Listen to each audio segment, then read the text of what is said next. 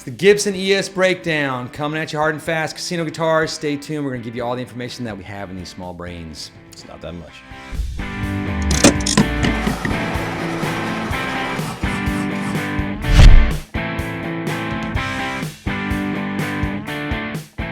Hey, it's me, Baxter. And Jonathan. We are part of our Gibson takeover moment right now. We're going deep into the ES series. First off, what does that mean? Electric Spanish. It's very obvious. Come on. Hold your horses. What? Everyone knows that.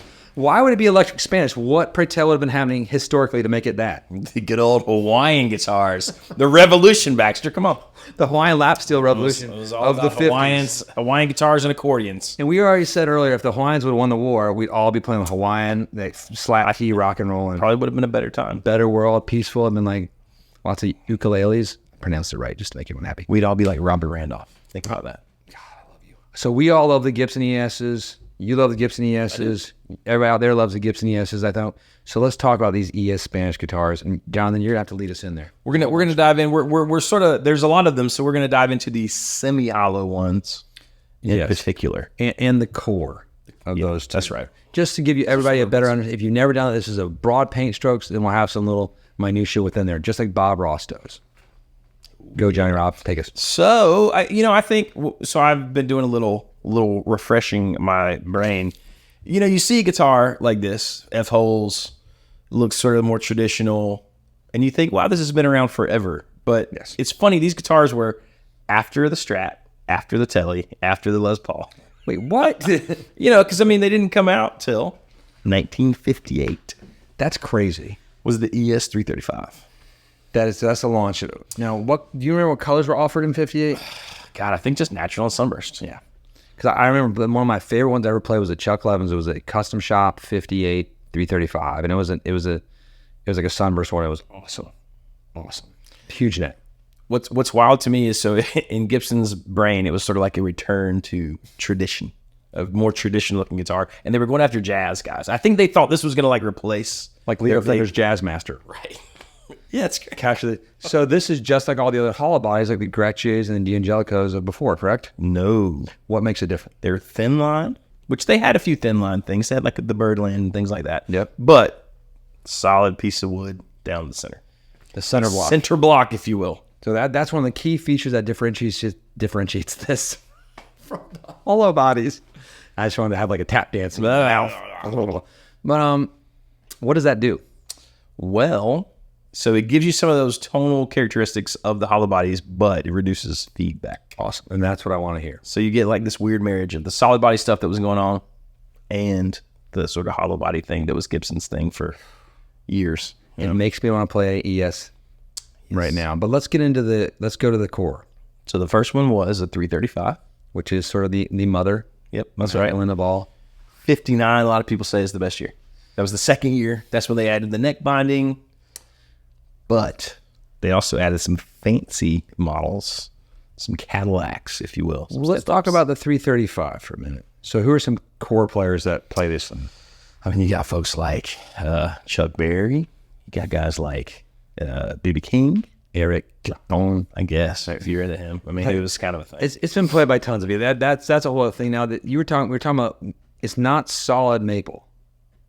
So this guitar is they made some songs later. It's a laminated maple guitar. Now there's some funny things about certain years where they're popping out on the jacks. Well, so a lot of the early ones, like 58 especially, apparently there are cracks where you plug in because the input jack is on the face of the guitar. So I think pretty quickly in 59 they went from 4-ply to 3-ply. Now the key with the 335 too, it's the standard Gibson scale length. Yep. It's got the 3 to 4-ply. It's got the 2 humbuckers as the primary. Has different trem systems attached down. The most differentiating thing I've noticed when if I'm like noob looking at these guitars are the inlays. Yes. If I'm going from a 335 to like a 345, 355, and all those types of different lines. But let's stick with the 335 for a minute more and jumping into what followed that. You mean like what model did we go to from the 35? Then we had at the same time 345 and a 355. Okay, now the 45 has those fancy inlays that went. That is right. The little split things. And that strange thing called the baritone was introduced there as well. And in the beginning, the 345s were the stereo model. I know that you have the 355 stereo model. I do have the 355. There's some 355 monos. Oh, yeah. Which I wish I had in so many ways. Oh, so, but whatever. I'm not going to be... But stereo was like a thing. So like Gibson advertised it at the time as like the first stereophonic guitar, even though there was like already the Rico sound and some other things going on. But yeah, that was their big push. And so they put the baritone in the 345 though. Mm-hmm. And it's got the amount of switches it's the chicken head knob. It's got 6 separate capacitors. That's right. And what does it do? Do you know what it does? It's just changing like your tone. So instead of having, you still had a master tone for each pickup, but it puts you in a different like sort of frequency spectrum. Certain frequency ranges are removed from the tone spectrum. Your tone kind of basically. Yeah, different EQ. Like B.B. King used it. Yes. You listen to the Thrill's Gone, you're here and there. A lot of folks don't like it. It adds a little bit of weight. It's mostly unusable for a lot of players. I think a lot of people just don't use it because it's, it's sort of like the switch on the Gretsch, right? You're like, just put it in the middle and never think about it again. But fire and forget. Because you can still use your tone knob. And I think there's a lot of them that you find where people have gone in and disconnected the baritone. I think it's kind of cool. I think it's really cool too. The first time I played with one, I was like, ooh, it gives me that wish you were here sound. Yeah. Like sort of that underwater, but still like mid-rangey, sort of honky. Right. A couple. Some of them are not as usable as others in that frequency spectrum cutting off of thingy, jiggy diggy thing that it does. But it's that's the baritone. Now 345 players. Marcus King. He's one of the top guys out there right now playing it. I think he's one of the sort of ambassadors of the 335, 345, 355. I mean, like at this point in my brain, they're all the same. I know that's wrong, but obviously there's some different cosmetic, like aesthetic things. You might have the baritone, or you might not. But the soul of it. So the 355 is the Cadillac. That was the one with all the fancy bling. It's like when Taylor Guitars does like a presentation series. Right. It's like we did it at Gibson first, and mine is a 1961. Yep. Now, when they came out, right, in like 59. The only trim you could get was the Bixby at first. Yes. But later, in 61, 62, you started to get a weird little thing. Mm-hmm. The little sideways vibrola thing. The vibrola is funny. Which no one liked because it didn't work. And that's the cool one that I think Noel Gallagher has on his, probably. if I recall. Now mine has a different one. Yours has got the Maestro. It was really like the deluxe vibrola or whatever they called it, I think was the name. That one we've decided is cool. We actually like it, even though it seems like the weirdest one. It's built on just a metal sort of springboard platform, is what I was skeptical of. I was like, there's no way. But when we, yours playing a custom shop SG we've got at the shop, pretty fun. Now tell us, yours has a fun story. Well, mine's a 61 ES 355. Hand me the guitar. It's cool if I bang it, right? Yeah, I don't care. It's been banged. I don't think it's been refretted bang. The electronics have never been touched inside, which is really cool. That is really cool. So, what is this one again? The Maestro vibrola, which I think is really cool. Do I use it that often? Not at all. But this is 61 ES 355 stereo. This was sent back to the factory in 63 to be installed at Gibson. That's awesome. Which is really cool. So this is a factory install later. It's got everything's original. It's got all the original case and all. It's a super sweet guitar.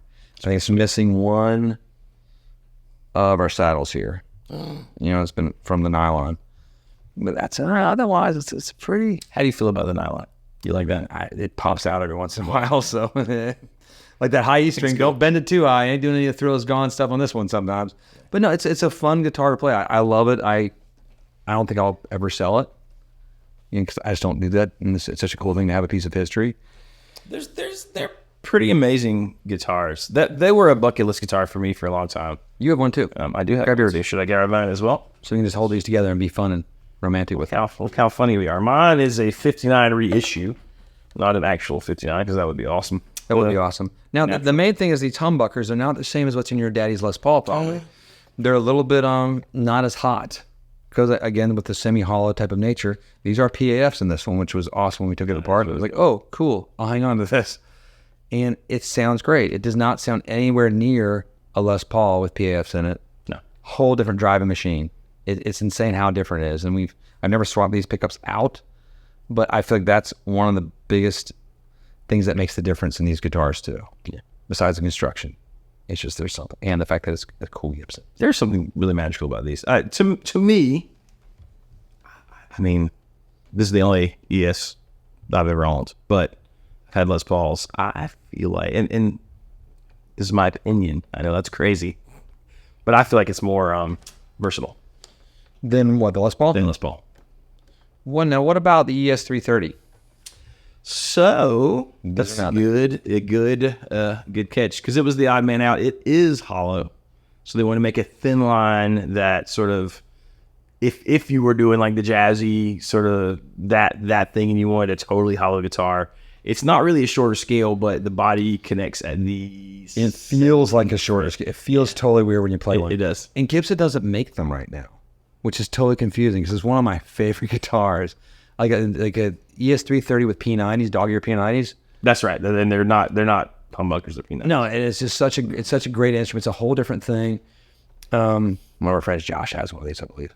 And Bobby's got the real old one. Oh, yeah, I haven't seen his. He brought it by one day when you were here at and it was pretty awesome. Yeah, we love 330s. We think they're really cool, totally different. Now, there's lots of oddballs. There was this thing called the 339, which came out in the yonder year of 2007. In my brain, they've been around longer than that. I think me too. No. Like just like psychologically, I just like, it was just they built it back in the early 60s just to have a smaller frame. But no, it was built later just to service a desire. These are big guitars. Yeah. A desire. Part of what I like about them. I mean, but they're not very comfortable. if you're standing up, everything's comfortable. When you're sitting down, it's just a different. It is. That's true. It's a different playing experience. You have to. You got this. You're going on. It's a little bit different. The 339 had the Memphis tone circuit, which was a different design, and it's a modernized circuitry. Modernized sound. It's a little hotter guitar. It can handle like the heat without the feedback, and it crushes that down a bit with smaller body size. I've never liked them as much. I always think I'm gonna like them more. I don't think I've ever. The idea of it is cool, right? But I don't know. Something to me, I want the big honking thing. I'm gonna do it. Something about this. I mean, I love just looking at the artists that play these giant things, from Chuck Berry Or like seeing Clapton with his, you know what I mean? or Michael J. Fox. Or Michael J. Fox. He's playing that, so I just go with that. He's one of my favorite guitar players at the end of that historical film. Noel Gallagher has a custom shop one of these that I would have bought if I didn't have an original one. But I was like, I'm good. I wanted his acoustic more than anything. I always think of Lauren Haynes. Who's that? No, I mean, that's the broad page. There's lots of little weird ones that came out throughout history too, like the 347. We have one of those back there somewhere. We did one. It's it's a strange little oddity in like sort of late 70s into the early 80s. Lasted for a few years. It's a really cool guitar. It's got I just went blank on it. You can The little fine tuner things? no, but you can split the coils. Oh, yeah. Yeah, I just went blank. I was like, coil splitting there. Yeah, that was sort of the feature that was added to that. And it's cool if you want to do that. I don't ever like to do that, so I don't care about that. But it's cool. It's a really cool guitar, and it's weird that anything from like late 70s and early 80s is now historical. Who would have thought? It's true. Who would have thought? But Do you know what the, how the models are like TDS? I just learned what that meant. well, tell us what it means. Thin line, double cut. If it's an S, it's sunburst. So if it's TD, it was natural. Or some of them were TD in, like, for natural. When I love the ones with the post bridge like sticker custom made. Custom made, I think that's cool. That's really cool. At first I was like, oh, they're just so ugly. No, I kind of want one. When I first saw one, I was like, I didn't like it when I was young. You know? The first time I saw one, I didn't really know it was a thing. It was odd, but It's kind of like the first time you see like a truck going down the road and it's like the nose is pointing up. You're like, that's ugly. And then you realize, I kind of want that on my 2006 Subaru. So do you like the fatter necks? Do you like the thinner necks on these? I just like them all, honestly. I tend to like the fatter neck. The only reason I don't like some of them, I prefer the 59 because I like the big. I don't like the really thin ones. Like this one's not too big. This is about as small as I would like. The really thin like Gibson ones, like some of those SGs we played, don't like it. We had one come through that sounded amazing. It was an actual old one. It was black, and it had that. I mean, it was so. It was like it made 1/11/16 look big. It was man. The pickups sounded great though. That was good. Guitar. I agonized over that guitar, whether or not I should try to buy it. But I just couldn't make myself love playing it. No. But man, it sounded great. So if you haven't played one of these things, do yourself a favor. check out some of your favorite shops that carry them. You know, we get a few in here every once in a while, some old vintage ones. But there's some great shops. If you need references, just call us up, shoot us an email. We'll help you out too. We love helping put the person in touch with the right guitar. But in summary, 335s, 330s, 345s, and 355s. Those are the core. 339 later. Check them out and get your hands on one. 345 would be one I'd want, I think, too. Does Marcus King have a signature series yet? He does. Okay. That would be really cool. That makes sense. Yeah, I can see that. That's the guitars. Some of our favorite guitars in the entire history of electric guitars. The ES series and Gibson. Again, thanks for joining us. Click like, subscribe. Hit the old bell. Casino Guitars signing out. Peace be with you. Goodbye.